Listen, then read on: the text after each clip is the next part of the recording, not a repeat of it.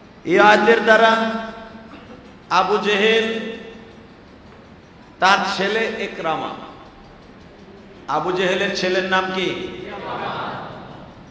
ইকরামা রাদিয়াল্লাহু তাআলা আনহু বলেন, কারণ আবু জেহেল কালেমা পড়ে নাই, কিন্তু আবু জেহেলের ছেলে ইকরামা কালেমা পড়েছে।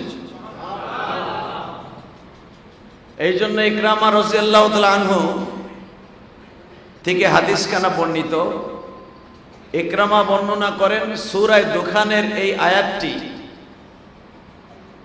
নিসফু মিন শাবান, লাইলাতু নিসফু মিন শাবান, অর্থাৎ শবে বরাত সম্পর্কে নাযিল হয়েছে। সুবহানাল্লাহ বলেন না? ইন্না আনজালনাহু ফি লাইলাতিন মুবারাকা, আমি কোরআন শরীফকে একটা দামি রাত্রে অর্থাৎ ভাগ্যবান রাত্রে নাযিল করেছি। এই ভাগ্যবানের দ্বারা উদ্দেশ্য হলো বরাতের রাত। আর এক আয়াতে বলা হয়েছে ইন্না আনজালনাহু ফি লাইলাতিল কদর, আমি কোরআন শরীফ নাযিল করেছি কদরের রাত্রে, সম্মানিত রাত্রে। একটা হলো ভাগ্যবান রাত্রে আর একটা হলো কদরের রাত্রে। তো কেউ কেউ বলেন যে কোরআন শরীফ নাযিল হয়েছে কদরের রাত্রে অর্থাৎ রমজানের শেষ দশকে,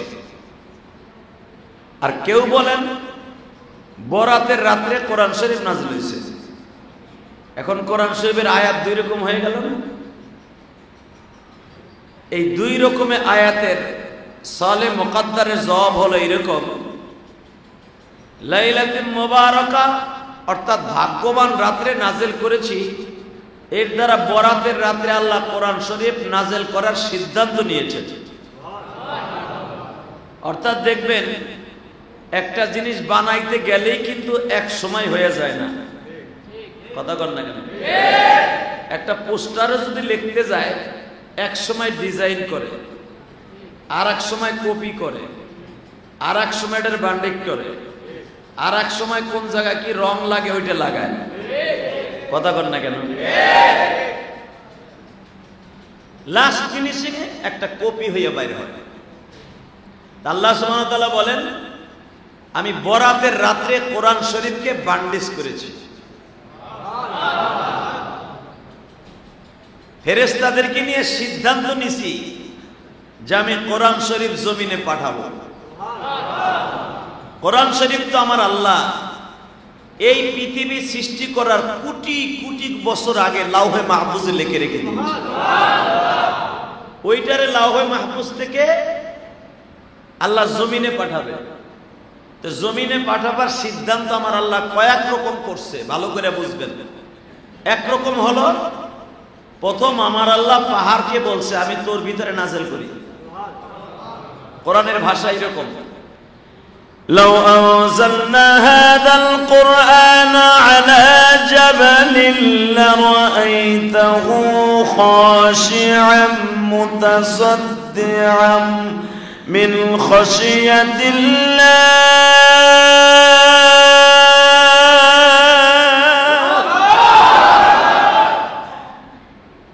لو أنزلنا هذا القرآن على جبل لرأيته। নবী আপনি তাকায় দেখেন আমি পাহাড়ের উপরে কোরআন নাযিল করার কথা বলছিলাম এই বরাতের রাতে। এই বরাতের রাতে যখন কোরআন আমি পাহাড়ের উপরে নাযিল করব সিদ্ধান্ত নিলাম, পাহাড় প্রথম বাক্যে বলে ফেললো আল্লাহ ধ্বংস হয়ে যাবে, জইলা পুরে একবারে কয়লা হয়ে যাবে। এরপরে আমি বললাম ওয়াসসামা, আমি আসমানের পরে নাযিল করব।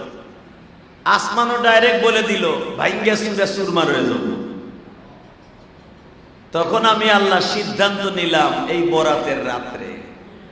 সুবহানাল্লাহ কইলেন না? কোন রাত্রে? জোরে কর। বরাতের রাত্রে। বরাতের রাত্রে আমি সিদ্ধান্ত নিলাম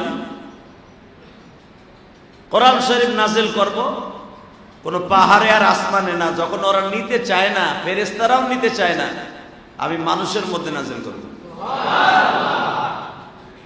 মানুষের মধ্যে নাযিল করব পৃথিবীর শ্রেষ্ঠ মহাগ্রন্থ পৃথিবীর শ্রেষ্ঠ মানুষের মধ্যে আমি নাযিল করব। পৃথিবীর শ্রেষ্ঠ মানুষকে নবী মুহাম্মাদুর যেরকম সাল্লাল্লাহু। এই উপরের থেকে শক্ত দুটা বালিশ নিয়ে আসো, শক্ত।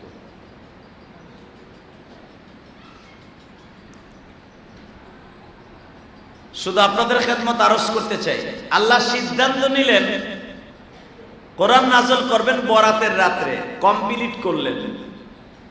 এইটাকে পার্সেল করলেন কদরের রাত্রে। তাহলে এখন উত্তর দেন, উপরের তে নিয়ে আসো। মসজিদের দোতলা আছে না হেফজখানায়? না একটা বেডিং নিয়ে আসো। তাহলে বাংলাদেশে অনেক শ্রেণীর এক শ্রেণী আছে, তারা বলে শবে বরাত বলতে কোনো শব্দ নাই। বলে কি বলে না? আসলে বাটপার জানেই না, কোরআন হাদিস জানেই না, ঠিক না বেঠিক? এবং এইটাই ঠিক কথা যে শবে বরাত বলতে কোরআন হাদিসে কিচ্ছু নাই, এটাও ঠিক আছে।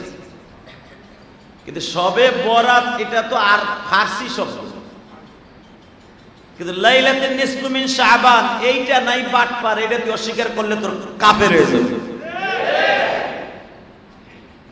কারণ আমার নবী বলছেন নিসফু মিন শাবান, লাইলাতুন মিন নিসফু মিন শাবান, কুমু লাইলা আসুমু নাহারাহা। তোমরা শবে বরাতে অর্থাৎ 14 তারিখের শাবান মাসের 14 তারিখ সারা রাত দাঁড়ায় দাঁড়ায় ইবাদত করবা আর দিনের বেলা রোজা রাখবা। এটা একাধিক হাদিসের দ্বারা প্রমাণিত। যেরকম মারহাবা। তাহলে রাত্রে দাঁড়ায় দাঁড়ায় ইবাদত করবা, এটা বিশ্বনবী শুধু নিসফু মিন শাবান, লাইলাতুন নিসফু মিন শাবান, শুধু শবে বরাতকে উপলক্ষ করে আমার নবী বলছেন এই রাতটার কথা। যেরকম ভাবে এই হাদিসের অর্থ হলো এরকম, মা আয়েশা সিদ্দিকা রাদিয়াল্লাহু তাআলা আনহা দেখে একদিন আমার নবী খুব ঝটপট আয়েশার ঘরে ঢুকছে। নবীর তখন 11 জন বিবি জীবিত, আলহামদুলিল্লাহ বলে। 11 জন বিবির মধ্যে 9 জন বিবির ঘরে নবী পর্যায়ক্রমে 9 দিনে যাইতেন, এক একজনের ঘরে এক এক দিন থাকতেন। বুঝাইতে পারছি? তো যেদিনকে শবে বরাত ওই দিনকে মা আয়েশার ঘরে থাকার সময় মা আয়েশা সিদ্দিকা রাদিয়াল্লাহু আনহা দেখলেন আজকে মাগরিব ইশারের নামাজ পড়েই নবী আমার ঘরে ঢুকবে। খাবার দাবার সব রেডি করে, বিছনা পাতি কাপড় চোপড় গরম করে নবীর লেগে আরামদায়ক করে রাইখা দিছে। কথা কর না 100%। আমাগো যে ডিজিটাল বউ বাটপার, এই বাটপার গুলা পিছনে একজনে লাগাই দিব, ঠিক না বেটি? যদি আপনার বাড়ির দারোয়ান থাকে কবে দেখতো ওই মগাটা কই যায়, ফলো কর। অথবা ছোট্ট পোলারে লাগাই দিয়ে বলবে দেখতো তোর বাপ কই যায়, কোন শরীর কাছে যায়, ঠিক না? একজন চুপ করে বই রয়েছে, বুঝি তোমার বউ তো এই কামই করে, এই লেগে তো চুপ করে হুনতাছ। ভালো করে বুঝলেন? এই যারা বলে শবে বরাত নাই, অগ কপালে জুতার বাড়ি, এই হাদিস না বেটা, এই হাদিসকে অস্বীকার করলে তুই কাফের হয়ে যাবে। কথা বলে না কেন? যারা বলবে শবে বরাত নাই, অগ কপালে জুতার বাড়ি, যেহানে বাবা নাক মুখ বাড়ায় লাবা গুছাইয়া।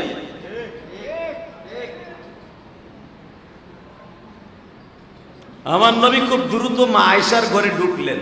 বুখারী শরীফের হাদিস, মিশকাত শরীফের হাদিস, মুসলিম শরীফের হাদিস, বাবুন নওয়াফিল এবং লাইলাতুন মিন নিসফি মিন শাবান, এই রাতের হাদিস।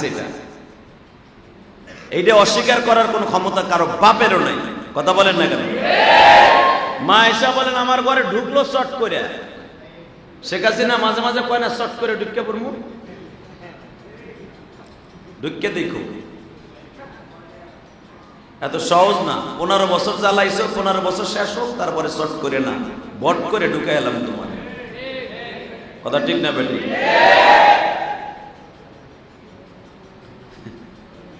নবী শর্ট করে ঢুকলেন, পট করে বেরিয়ে গেলেন। মা আয়েশা দৌড়ে হাফসার করে গেলেন, অত ওমরের মেয়ে। ঢুকেই বলতেছে, আপা আপনার ঘরে কি রসুল আসছে? হাফসা বলে না তো, আজকে তো তোমার ঘরে থাকার কথা। আবার দৌড়ে হাফসা আর আয়েশা দুইজনে এক হইয়া আবার গেছে জয়নাবের ঘরে। আপা, বড় আপা, তখন জয়নাবের বয়স 80 বছর। কত? 80। যেই বেঈমান গুলা বলে আমার নবী সেক্সুয়ালের কারণে, যৌবনের কারণে 11টা বিয়ে করছে, আর জন্মের মধ্যে ভেজাল আছে। যৌবনের কারণে, সেক্সের কারণে, যে কোনো কারণে তুমি আর আমি বিয়ে করতে পারি একাধিক, কিন্তু রাসূল সাল্লাল্লাহু আলাইহি ওয়াসাল্লাম জীবনে যৌবনের কারণে একটা বিয়ে করেন। সব বিয়ে আমার আল্লাহর হুকুমে করছে।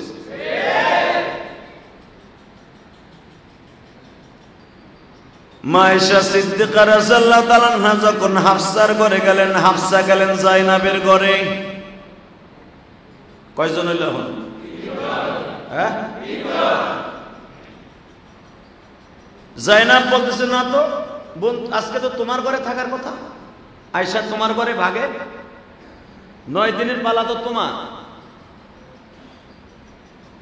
মা আয়েশা বলেন আমার ঘরেও নাই, হাফসার ঘরেও নাই, জাইনাবের ঘরে নাই, চলেন উম্মে সালমার ঘরে যাই।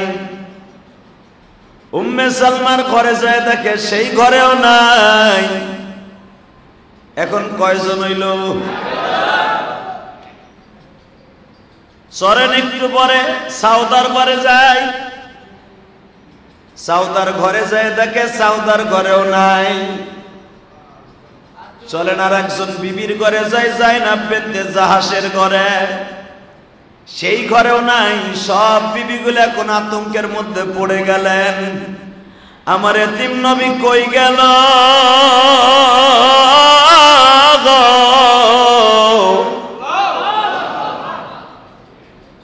হঠাৎ করে দেখতেছে আমার নবী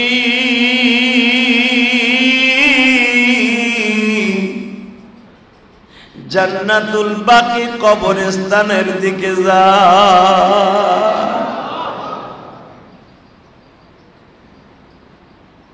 জান্নাতুল বাকি কবরস্থানের দিকে জিয়ারত করে আমার নবী আবার রিটার্ন মসজিদে নববীতে ঢুকলেন। মসজিদে নববীর ভিতরে ঢুকে আমার নবী দুহাত তুলে দোয়া করে, মালিক রে, উম্মত আমার গুনাহগার জমিনে মাফ কইরা দাও, সবে বরাতে খাতির মাফ কইরা দাও, সবে বরাতে খাতির। উম্মত আমার কেমনে থাকবে কবরে, উম্মতের ভালো রাখো কবরে। এরপরেই নবী বলতেছে উম্মত যদি জাহান্নামে জ্বলা যায়, তোমার নবী জান্নাতের দরকার নেই। বাজানরে ভালো করে বুঝবেন, নবী যখন মসজিদ নববীর ভিতরে বয়া বয়া কান্দে, মা আয়েশা দেখলেন নবীর চোখের পানিতে বুক বাইসা যাইতেছে। আর আমার নবী নিজে বলছে, ও আয়েশা, তোমরা তো ভাবছিলে আমি জানি কই গেছি গা। না আয়েশা, তুমি আমার আজকে মাফ করে দিও। আমি জানি আয়েশা আজকে তোমার ভাগের, তোমার রাতটা তোমার ছিল, তোমার কাছে কাটাবার কথা ছিল, কিন্তু আমি দেখলাম তোমার চাইতে আমার মওলার সাথে একটু প্রেম করার দরকার বেশি। তোমারে তো আমি কালকেও সময় দিতে পারবো, কিন্তু এই রাতটা আর আমি কালকে পাবো না। সুবহানাল্লাহ কইলেন না? বাজান রে, এবার দিনটা নরম করবেন। আমার নবী বারবার বলতেছে, আয়েশা রে, আমি তোমার হকটারে নষ্ট করলাম আমার মাওলার দরজায় যাওয়ার লাইগা। আয়েশা, ঘটনা ছিল তোমার দরজায় যাইয়া, তোমার রুমে যাইয়া তোমার সাথে ভালোবাসা করার। আজকে ভালোবাসাটা ভাগ করে আমার মাওলারে দিয়ে দিলাম। আয়েশা, আমি আগামী কালকে তোমার বাসায় থাকবো। কালকে যার বাসায় থাকার কথা ছিল আমি তারে বুঝাইয়া বলবো। ও আয়েশা, আজকে এমন একটা রজনী রে আয়েশা, আমার আল্লাহ আজকে প্রথম আসমানে বইয়ে রইছে। জোরে জোরে জোরে জোরে। প্রথম আসমানে কুদরতি হাত বাড়ায়া বলতেছে, আলা মিন মুস্তাগফিরিন ফাগফির লাহ। বান্দার জীবনে কত গুনাহ করছো, রায় আমার দরজাটা ছাড়িস না। আলা মিন মুস্তারজিকিন, বান্দারে তোর ব্যবসা খারাপ, তোর ভালো চাকরি নাই, চাকরির মালিক তোরে না কইরা দিছে। বান্দাই বরাতের রাত্রে আমার দরজাটা ছাড়িস না।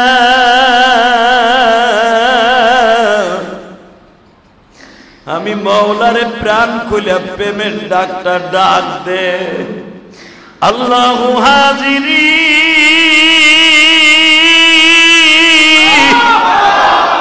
আল্লাহু নাদিরি,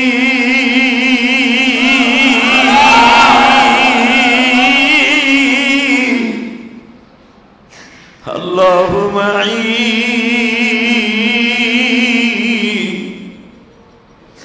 আমার সাথে এই দোয়াটা পড়েন বাবা, এই রাত্রে বেশি বেশি করে এই দোয়াটা পড়বেন। হাসবুনাল্লাহু ওয়া নি'মাল ওয়াকিল, নি'মাল মাওলা ওয়া নি'মান নাসীর। পরাণ খুলে আমার মাওলারে ডাক দিয়ে বলেন, হাসবুনাল্লাহ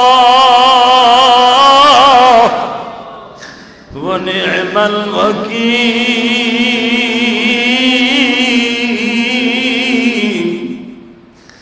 নি'মাল মাওলা ওয়া নি'মান নাসীর।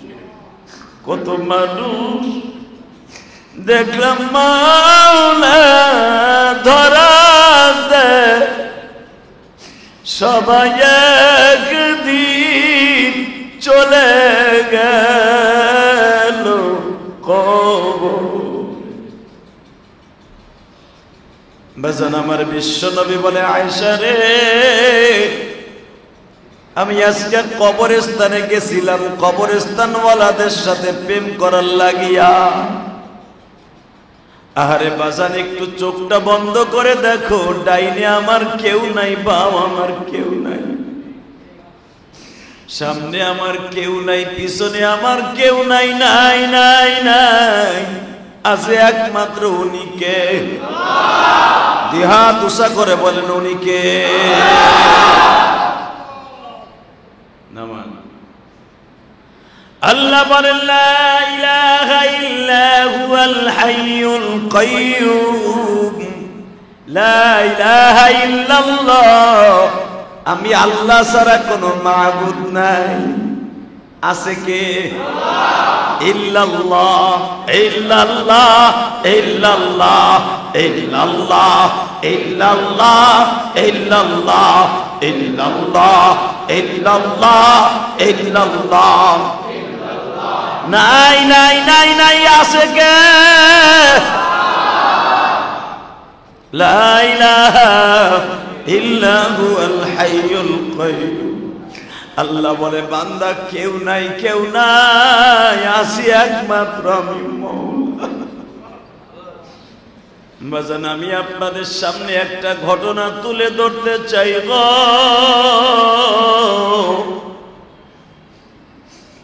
রসুলের একজন সাহাবী ছিল বাবা, নাম তার সালমান ফার্সি। কি নাম? জোরে কর। নাম কি? সালমান। নাম কি? নবী দুনিয়া আসার 100 বছর আগে নাম তার সালমান ফার্সি। সালমান ফার্সির বয়স 8 বছর। হঠাৎ করে দেখে সালমান ফার্সি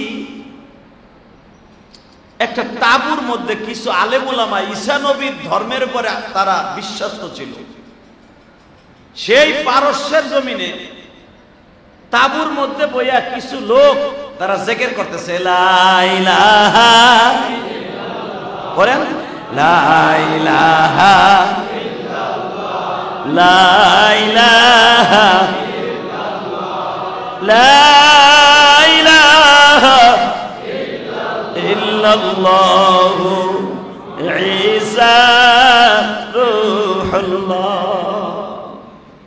আমার নবী আসার 100 বছর আগে, সুবহানাল্লাহ বলেন।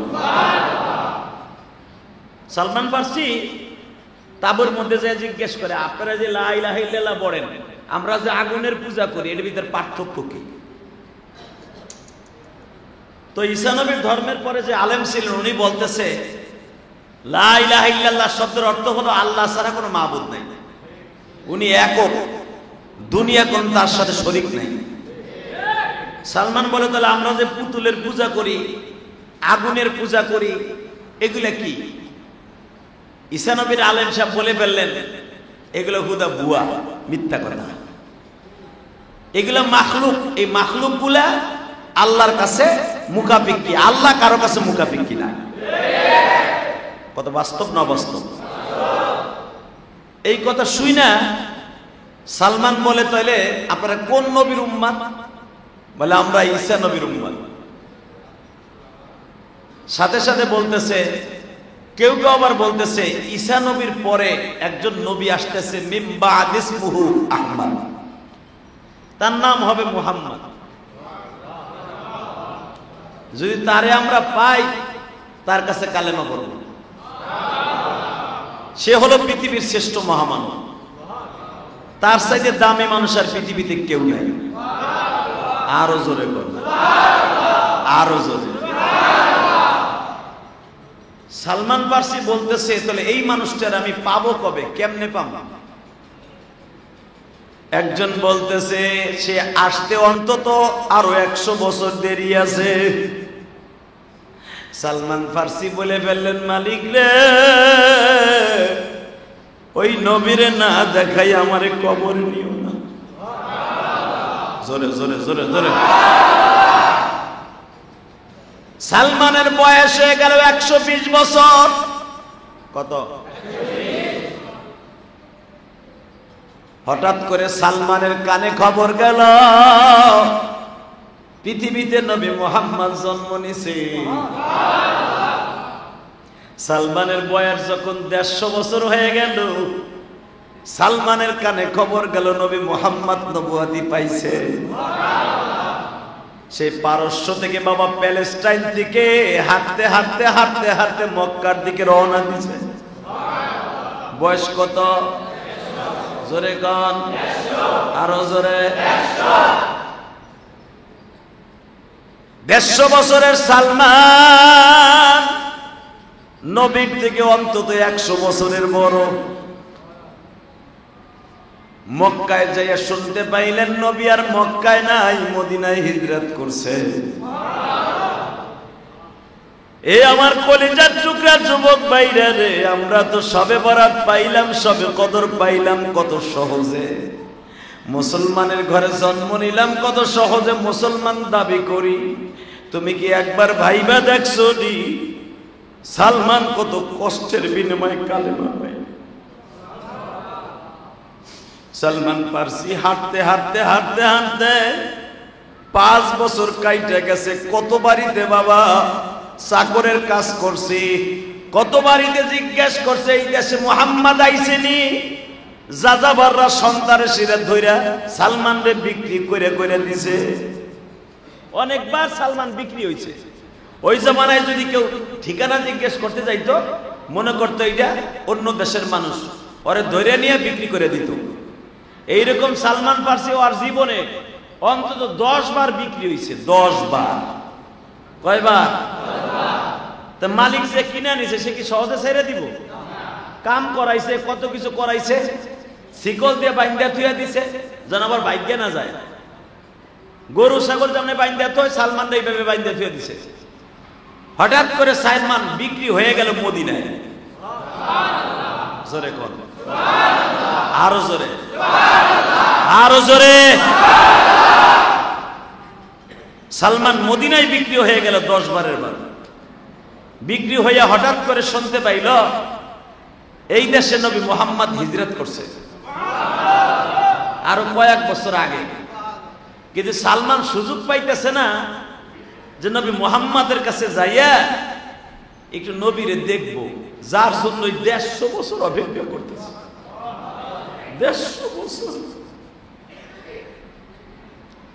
মালিকরা একদিন ডাইকে ডেকে কয়, আমি তো আপনার বাড়িতে প্রায় অনেক বছর ধরে চাকর, আমার কিনে আনছেন, আমি কোনোদিন আপনার কাছে একটা দিন ছুটি চাই নাই, আমারে 2টা দিন ছুটি দিবেন।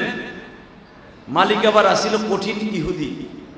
মালিক জিজ্ঞেস করে, কি লেগে যাবি, কই যাবি, ছুটি তো এতদিন চাস নাই, এত বছর তুই আমার বাড়ির গোলাম, কোনোদিন একদিন ছুটি চাস নাই, আজকে ছুটি চাইতেছিস, কই যাবি? সালমান সত্য কথাই বলে দিলেন যে আমি নবী মুহাম্মদ একটু দেখতে যাব। এখন কানবেন, আজকে রাতের দোয়া কিন্তু কবুল হবে। সালমান ফার্সি সেই পারস্য দেশে বাড়ি। বাজারে মনে মনে ভাবলেন, আমি কার কাছে জিগাইতে জিগাইতে নবীরে দেখতে যাব? যার কাছে জিজ্ঞেস করে মুনাফিক বলেন আমি মুহাম্মদ রে চিনি না। হঠাৎ করে নবীর একজন কলিজার টুকরা সাহাবী ছিল বাবা, তার হাতে পড়িয়ে গেছে। জিজ্ঞেস করছে নবী মুহাম্মদ কই থাকে? সাহাবী বলে, তুমি আমার পিছনে পিছনে আসো, নবীর কাছে তোমারে লইয়া যাই। তখন আমার নবী সবে মাত্র আসরের নামাজ পড়ে বাবা তাসবিহ গুনতাছে, সাহাবীদের কাছে তালকিন দিতাছে। ইন দি মিন টাইমে সালমান মসজিদ নববীর দরজায় দাঁড়ায় রয়েছে। সালমান তখনও মুসলমান না, অগ্নিপূজক। সালমান দরজার কাছে দাঁড়ায় দেখে এত সুন্দর চেহারা, জীবনে কোনদিন সালমান এই কোয়ালিটির মানুষ দেখে নাই। বাজান আমার নবী এমন একজন চেহারার অধিকারী ছিলেন, নবীরে একবার কেউ দেখলে পাগল হয়ে যাইত। নবীর জীবনে যদি কেউ একবার দেখতো গো বাবা,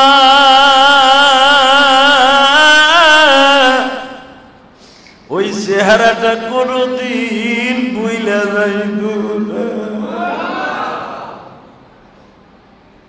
সালমান দরজার পরে দাঁড়াইয়া চিন্তা করে, এই মানুষটাই নবী মুহাম্মদ। নবী আমার হাতটা বাড়ায় বলে, সালমান রে আয় আমার বুকে।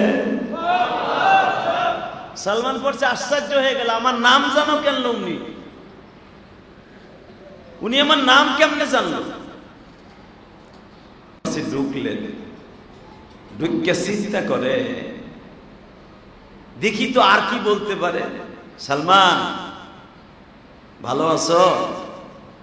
ভালো আছি। তোমার মনের মধ্যে কয়েকটা প্রশ্ন আছে, প্রশ্নগুলো করে ফেলো। সালমান বলে, আমি প্রশ্ন করবো না, দেখি আমার মনের কথাগুলো আপনার মুখ দিয়ে বাইর হয় কিনা। আরো জোরে। এর দ্বারা বোঝা যায় নবী গায়েব জানে না।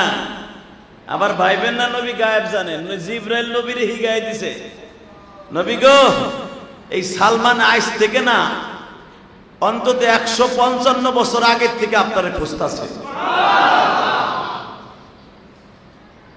নবী সালমান এই দুনিয়ায় 300 বছর হায়াত পাবে, 300 বছর। আপনি ইন্তেকালের পরেও সালমান ফার্সি আরো 150 বছর বাঁচবে। আরো জোরে বলুন।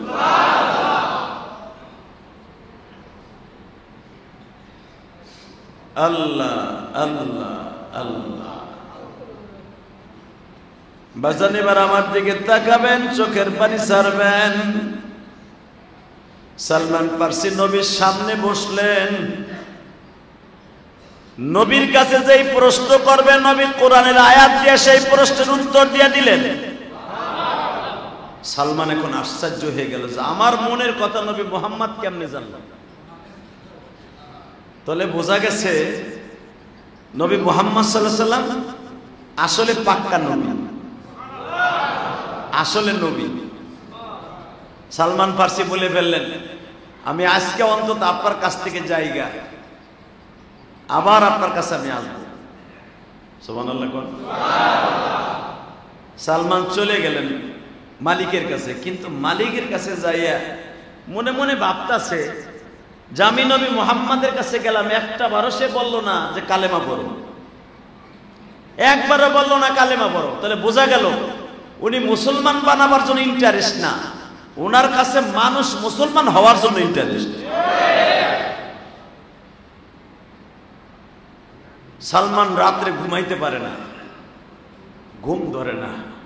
কি দেখলাম, কি দেখলাম, কি দেখলাম, কি দেখলাম, কি দেখলাম, আর একটু যদি দেখতে পারতাম, আর একটু যদি দেখতে পারতাম, আর একটু যদি দেখতে পারতাম।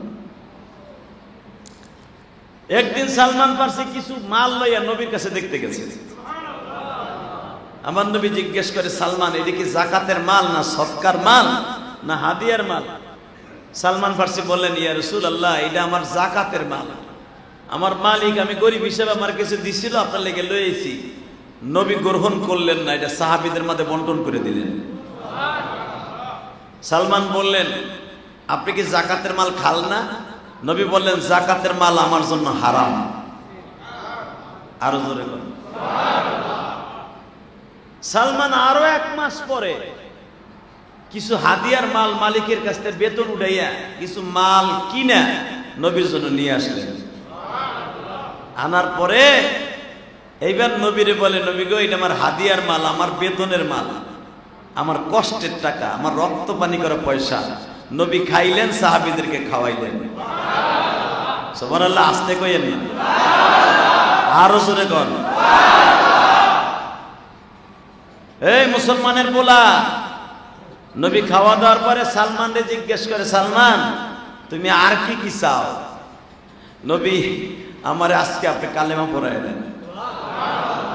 3 বার কালেমা পড়লেন, তাও সালমানের তাগিদে। নবী কিন্তু একবারও কয় নাই তুমি কালেমা পড়ো। বাজান রে, এবার দিলটা নরম করবেন। যখন বলছে কালেমা পয়রা মুসলমান হইয়া সালমান যাও, সালমান যখন বাসায় চলে গেছে, বাবা সালমানের চোখের ঘুম নাই। সালমান ফার্সি এখনো বিবাহ করে নাই গো বাজার, নবীর প্রেমে বিবাহ করে নাই। হঠাৎ করে সালমান ফার্সি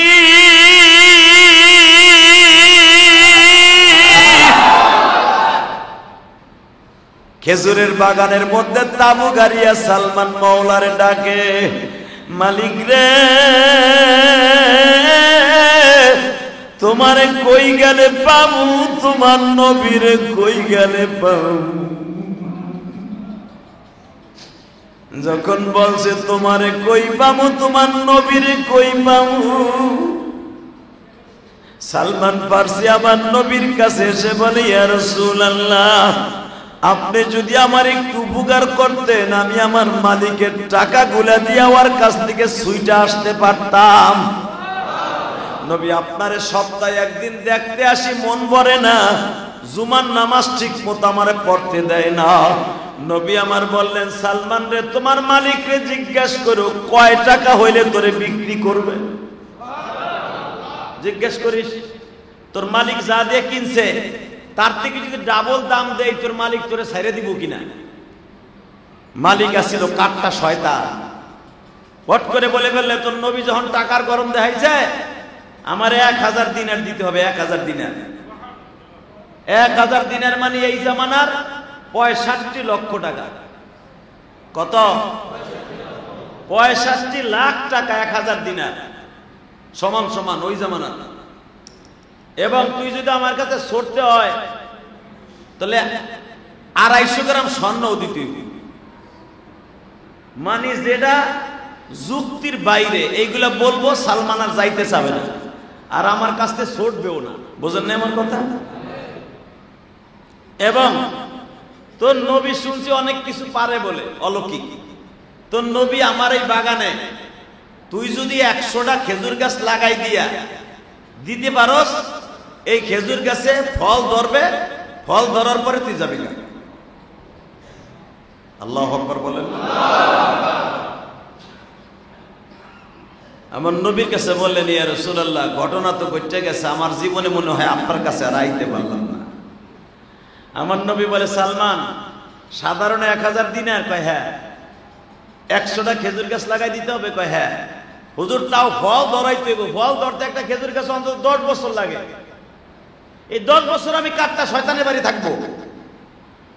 নবী বলে, যেই মালিক খেজুর গাছে খেজুর ধরায়, উনি 10 বছর লাগে না, 10 ঘন্টায় ধরাই দিতে পারে, 10 মিনিটেও ধরাই দিতে পারে। যেই খেজুর গাছটা 10 বছরে বড় হয়, 10 মিনিটে আল্লাহ তত বড় করে দিতে পারে। কথা কন, আরো জোরে। আল্লাহ পারে না? পারে, পারে। বিশ্বাস হয়? লিল্লাহি তাকবীর। বিশ্বাস হয়? যেই আল্লাহ এত কিছু পারে, ওই আল্লাহ আজকে আপনার মাফও করে দিতে পারে।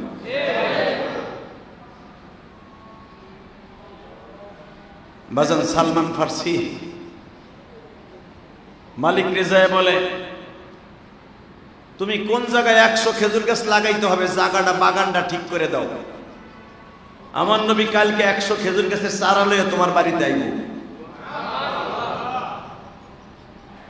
বাগান, ইহুদি বাগানের মালিক দেখায় দিল, এই জায়গায় লাগাইতে কবি তোর নবীরে, তাই তুমি 100 গর্ত করে রাখো, রাখ বনে যা। বাজান রে, সালমান ফার্সি বিশ্ব নবীর কাছ থেকে 100 দিনার নিলেন। নবী আমার বললেন, সাহাবীরা রে, আমার সালমানকে আজাদ করার জন্য 250 গ্রাম স্বর্ণ লাগবে, কে দিবা? ওসমান গনি সহ সব সাহাবীরা এক জায়গায় করে বাজান 250 গ্রামের মতো কিছু কম হয়েছে। নবী আমার গালের মধ্যে হাতটা বুলাই দিয়া স্বর্ণের চাকার উপরে আস্তে করে মার্বেলের মতো বানাইয়া নবী আমার হাতের মধ্যে চাপ দিয়া কয়, স্বর্ণের মালিক, দুনিয়ার কোন মানুষ স্বর্ণ রূপা বানাইতে পারে না, এমনি সোনা বানাইতে পারে বাবা, তাও স্বর্ণের পানি দিয়ে ধুইয়া। কথা কর না কেন? এই যে স্বর্ণের কালার করে, এটা আলাদা কোনো রং না, স্বর্ণের কালার স্বর্ণ ধোয়া পানি দিয়া স্টিলের উপরে কালার করে। পৃথিবীর কোন মানুষ স্বর্ণ বানাইতে পারে না, রূপা বানাইতে পারে, এটা আলাদা খনি আছে।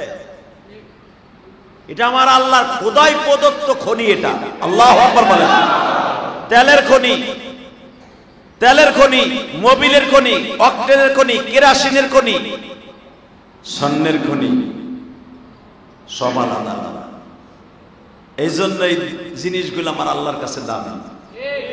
ঠিক না বেঠিক? স্বর্ণ কেউ বানাইতে পারে না। আমার আল্লাহ স্বর্ণটারে নবীর হাতে দেওয়ার কারণে একটু কম আসছিল, নবীর লালা লাগার কারণে স্বর্ণ 250 গ্রাম হয়ে গেল। নবী সালমানের হাতে দিয়ে বলে, সালমান যা, তোর মালিকরে বুঝাই দে, আগামীকালকে সকালবেলা আমি আসবো, খেজুর গাছ লাগাই দিতে। নবী আমার সব খেজুর গাছগুলো ফজরের পরে লাগাই দিলেন। সালমান খেজুর গাছের বাগানে বইয়া পানি দেয় আর কয়, আল্লাহ, এই খেজুর গাছ কবে বড় হবে আর আমি কবে যাবো আমার নবীর কাছে?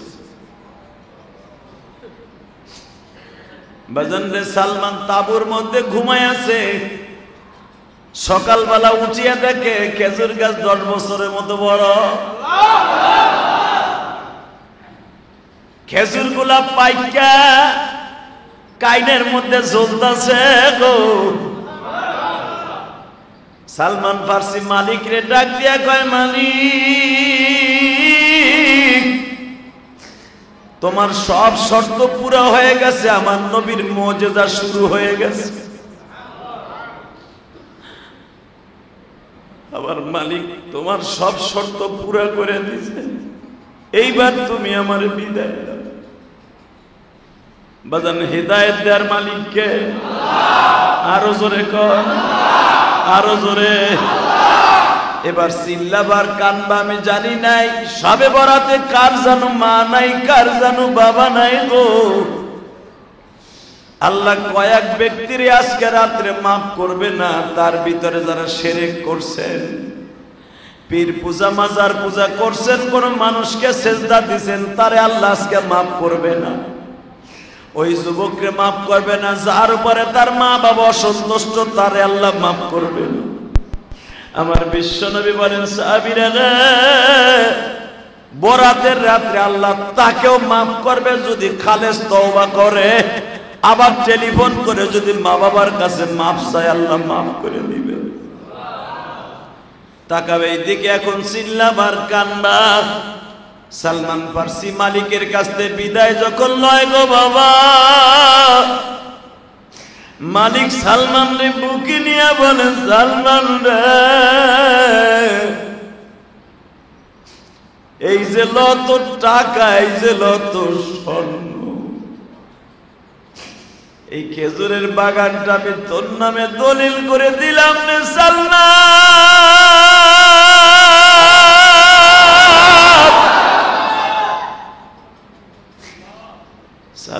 আসলে আমি এইগুলা পাইবার জন্য তোরে আটকাই নাই রে,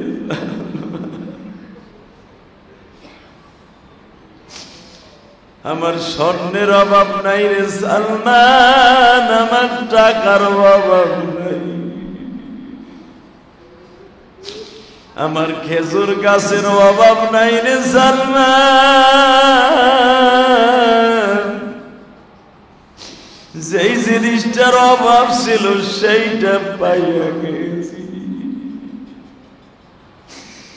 সালমান তুই শুধু আমারে ক্ষমা করে দিয়া নবীর রওজা, নবীর দপ্তরে লইয়া যা, আমি আমার নবীর মুখের মধ্যে করে দুইটা চুমা দিব। সালমান ফার্সির মালিকের কথা শুনে আশ্চর্য হয়ে গেল। মালিক, তাহলে তুমি এতদিন আমার সাথে অভিনয় করছো? না রে সালমান, আমি দেখলাম নবী মুহাম্মাদের হাতে কিসের মুজিজা আছে। সালমান, আমি তোর মতো গোলাম এই জমিনে আর পাবো না। আমি আমার মাওলার সাক্ষী রেখে আমি কালেমা পড়ে মুসলমান হয়ে গেলাম রে সালমান। তুই যদি এত বছর পর্যন্ত একটা লোককে পাইবার জন্য এত কষ্ট করতে পারস, বাড়ি ছাড়তে পারস, ঘর ছাড়তে পারস, দুনিয়া সব ছাড়তে পারস, আমি কি পারবো না তোর সাথে যাইয়া নবী মুহাম্মাদের সাথে কালেমা পড়ে মুসলমান হইতে রে সালমান ফার্সি?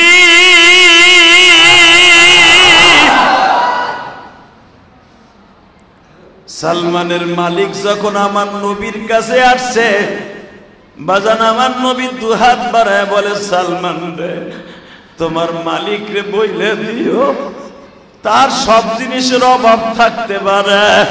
সালমান, তোমার যে একজন মালিক আছে সে কে কে কে কে? জোরে বলো, কে কে কে? তার কাছে কোন জিনিসের মালিক, কোন জিনিসের অভাব নাই রে সালমান। তোমার মালিক রে বইলো আর কি লাগবে, এখন তুমি কানবা গো বাবা। সালমানের মালিক বলে, আমার কিচ্ছু লাগবে না, আমি শুধু আপনারই চাই, আমি শুধু আপনারই চাই। যুবক ভাইরা, আমি তোমাদের দুইটা পাও ধরে বলে দিয়ে যাই, আজকে জীবনে কত গুনাহ করছো আমি জানি না। সারাটা 11টা মাস তুমি গুনাহ করছো, গুনাহ করতে করতে আল্লাহর কাছ থেকে সরিয়ে গেছো। নিজের গুনার কথা মনে করি এখন কাঁদবার বলবা মানি।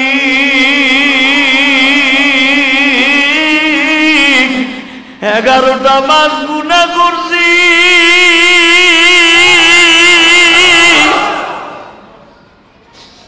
তুমি মালিক আজকে আসরের পরের দিকে প্রথম আসমানে বসে আছো, আমারে ডাইকা ডাইকা বলতেছো, মালিক রে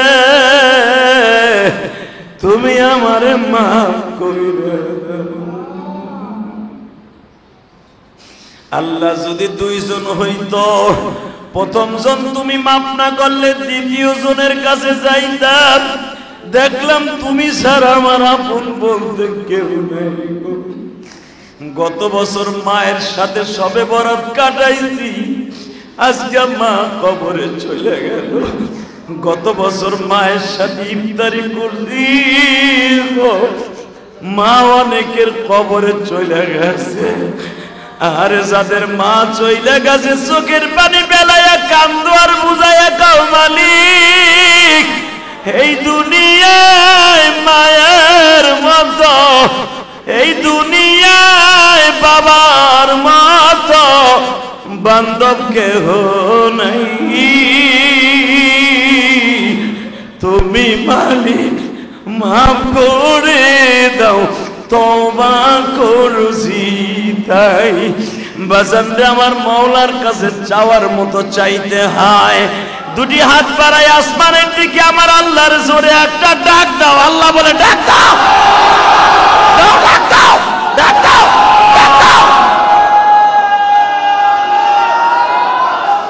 আল্লাহ তুমি তাকায়া দেখো মালিক,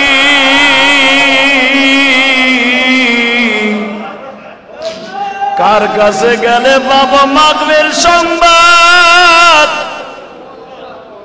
তুমি কি আমারে মাফ করতে পারো না গো আল্লাহ?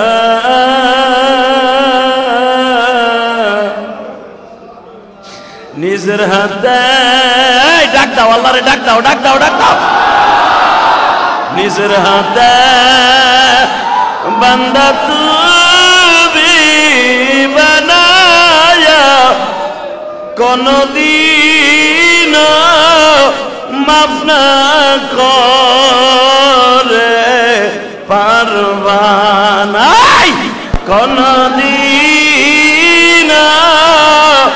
মাফ না করে পারবা না। আল্লাহ দেখো কিভাবে তোমারে ডাকে, আল্লাহ তোমারে কেমনে ডাকে দেখো না। নিজের হাতে বান্দা তুমি বানায়া কোনদিন মাফ না করে পারবা না। এই যুবক দে আল্লাহর জোরে একটা ডাক দে, ডাক দে, ডাক দে, ডাক দে। আল্লাহ তুমি তাকায়া দেখো এদের মধ্যে কার জানো মা নাই বাবা নাই গো, কার জানো মা অসুস্থ বাবা অসুস্থ, মানি গুনার বোঝা মাথায় লইয়া তোমার ডাকে। তুমি যদি ডাক না শোনো কার কাছে যাইয়া ডাক শোনাবো মানি?